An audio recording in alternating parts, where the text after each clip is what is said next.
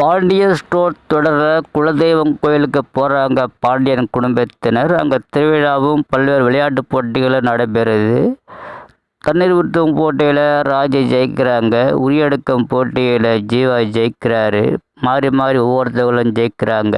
கடைசியாக நடக்கிற பாட்டு போட்டியில் கதிரவன் ஜெயிக்கிறாரு. அந்த ஊரை சேர்ந்த இன்னொரு குடும்பம் இவங்க குடும்பம் சமநிலையில் இருக்கிறதுனால கடைசியாக கயிறு இழுக்கும் போட்டி வைக்கிறாங்க. அதில் 2 குடும்பமும் கயிறு இழுக்கிறாங்க. ரொம்ப நேரம் ஒரே மாதிரி நிற்கிது. கடைசியாக பாண்டியன் வந்து கூட சேர்ந்து கயிறை இழுத்து நல்லபடியாக ஜெயிச்சு கோமதிக்கு வெற்றி பிரைஸாக கிரைண்டர் வாங்குகிறாங்க. அதை தூக்க முடியாமல் நிற்கிறாங்க. அங்கே வர்ற சரவணன் கூட நின்று தூக்குறாரு.